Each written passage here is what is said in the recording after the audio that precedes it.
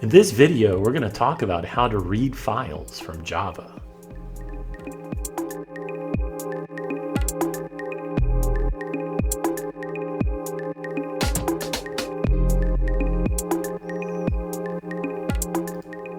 Okay, in order to do this, we're first of all going to open up IntelliJ, and we're going to click on Create New Project.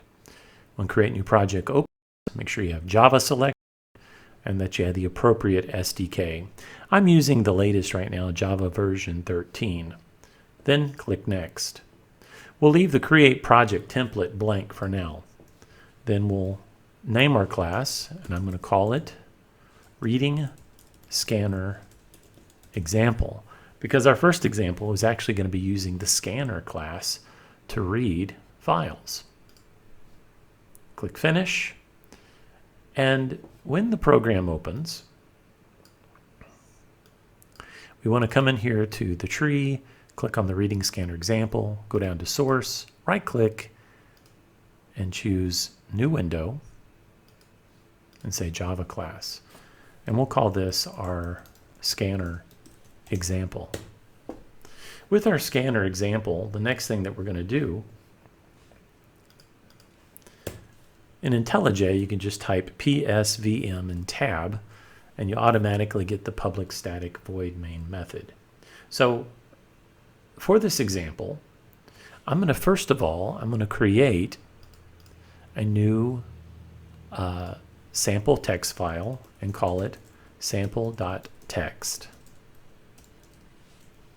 And in it, I'm going to type some gibberish that I can read from. All right, with that done, we're going to open back up our scanner example. I'm going to create a reference to the file now, and I'm going to call it file, hit enter, equals new file. And I'm going to put quotes because in a moment I'm going to put my path name. Now in IntelliJ, we'll just copy, right click on this, and we'll say copy the path. And for our intents, we're going to use the absolute path. We'll paste that in right here. Enter a new line, and then we're going to open up and instantiate our scanner. And we'll just call it scanner equals new scanner. Now typically when we're using scanner, we will populate this with system.in, but scanner will also accept a file. So we'll put in our file and hit enter. And when we do this, IntelliJ is notifying us that scanner is expecting us to handle a file not found exception.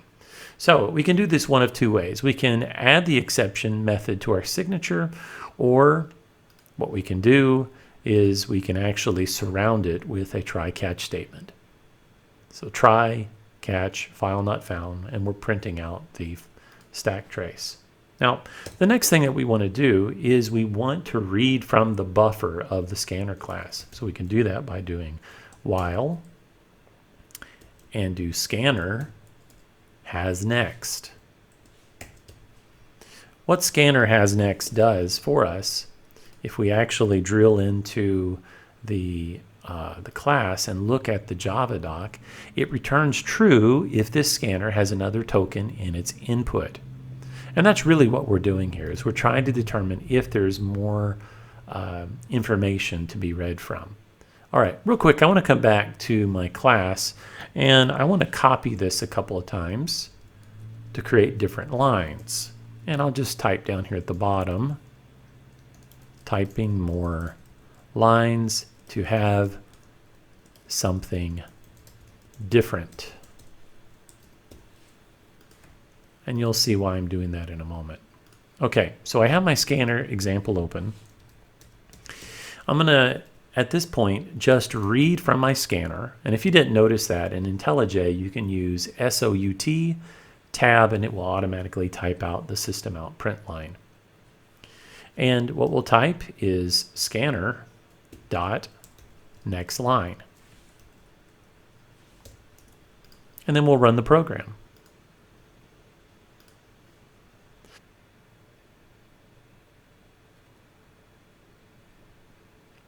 Okay, and there we go. It read from my file and outputted the lines.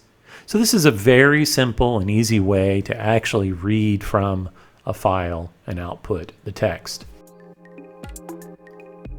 Okay, so we have read with the scanner class, but there's also a second way to do this. And instead of creating a new project, I'm just going to go ahead and use the existing reading scanner example and right-click on the source, go to New, and click Java Class. Do not know why that keeps. Click on New, Java Class, and we're going to type Bufferedreader Example. And with our Bufferedreader example, we're going to, again, just type public static void main. And this time, I'm going to need to actually create more of a reference to that sample text file. So I'm going to create a public static final string, and I'm going to call it my path to my file. And again, I'll come over here. I will copy the path, use the absolute path. We'll paste that in, put a semicolon at the end. Now we have an absolute path to that variable. Now, the next thing that we're going to do with this file is we need to access the file. And there's several ways that we can actually access the path or create the path to this file. The one way we do it is by creating a file system object, and we'll call this FS, and then we'll use the file systems class. We'll get the default, and then we will create a path statement to this by saying get path, and we'll supply our my path statement. And of course, we will populate this with a variable called path. Okay, that's one way to do it. Now, there is a second way. I'm going to comment that out for a moment. The second way that we can populate a path is we can just say paths get, and then supply a string. And so we would just, again, pass in my path. And this will also generate a path for us to use. The third way that we can do this to get this path is we can say path of, and then supply a URI.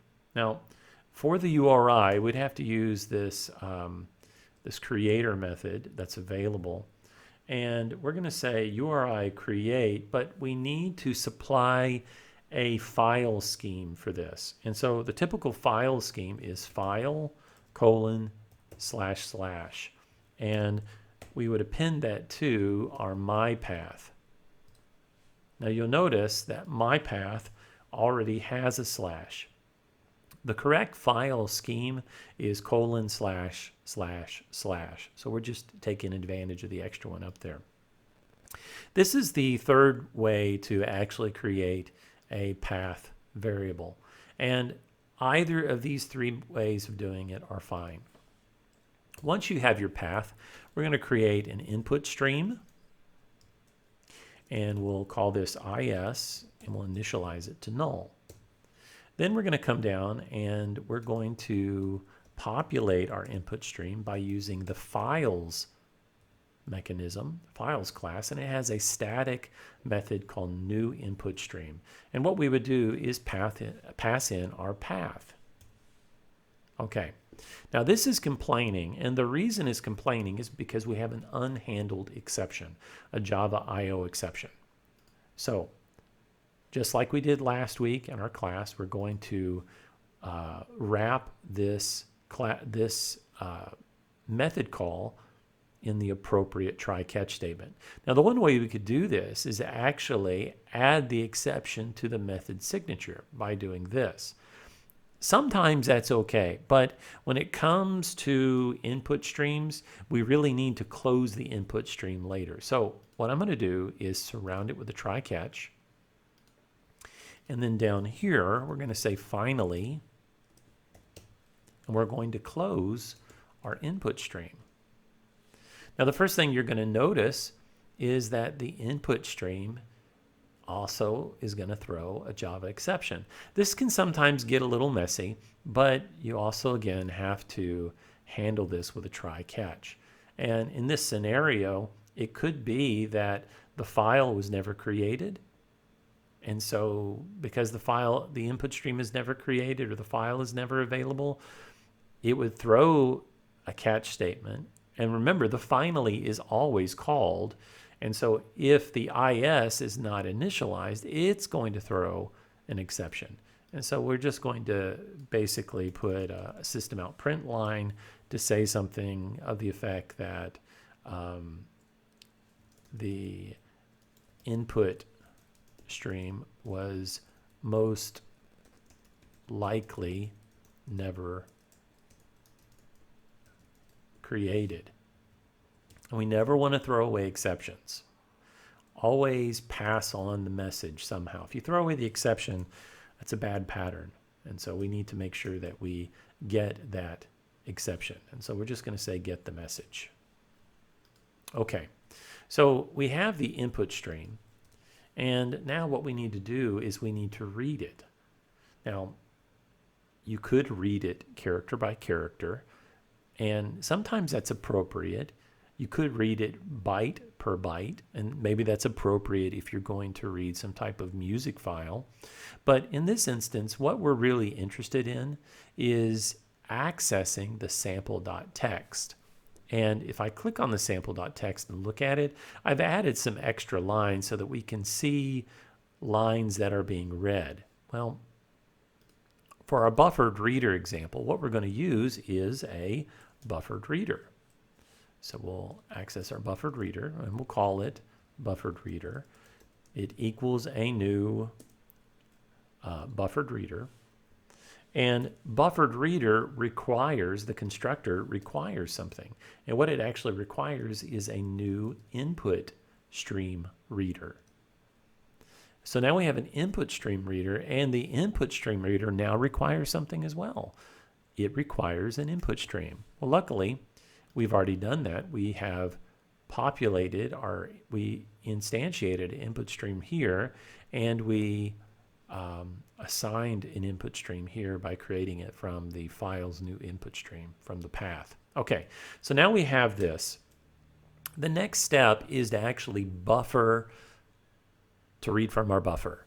And we want to do that with a while loop. But before we do, let's create a string, and we're going to call this our line.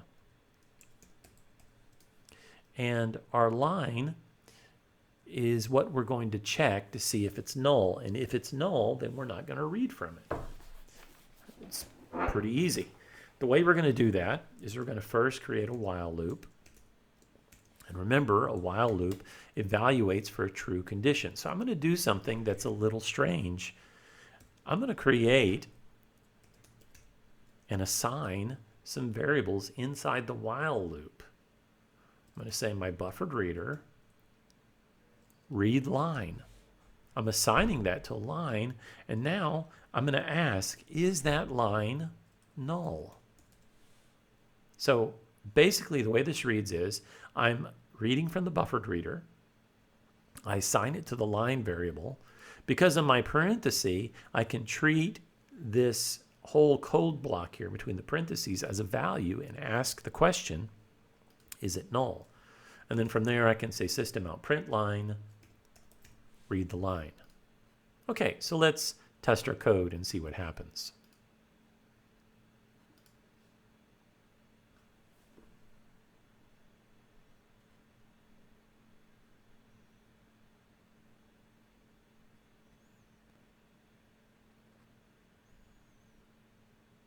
And there we go. So in this video, I've shown you two ways to actually read from a Java file. And in the next couple of videos, I'm going to show you how to write to these files. See you then.